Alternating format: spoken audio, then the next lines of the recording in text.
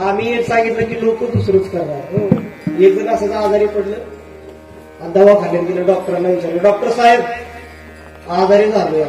डॉक्टरांनी चेक केलं, डॉक्टरांनी सांगितलं तुला ताप आहे.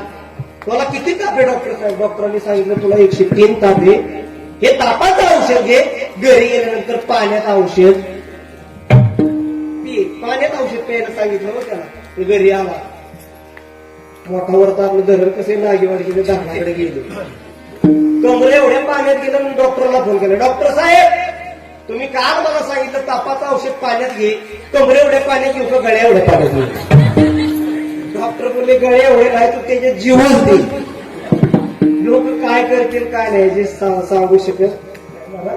एकाची म्हातारी आजारी पडली, एकाची म्हातारी आजारी पडली, त्याने नेली दवाखान्यात. डॉक्टरांनी सांगितलं म्हातारी आजारी, म्हातारीला ताप आहे, एक काम करा हे औषध घ्या तापाचं, घरी गेल्यानंतर म्हातारीला हलवून औषध. काय सांगितलं? म्हातारीला हलवून औषध. ह्याच्या डोक्यात सुचलं, ह्याला काय केलं? म्हातारी घातली दाबायला जायच्या पूर्वी, बाटलीचं झाकण खोललं, टेबलवर ठेवली, म्हातारीला धरली, हलव हलव हलव हलव हलव हलव हलव.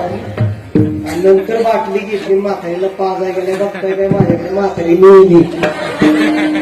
लोक काय करतील सांगता येत.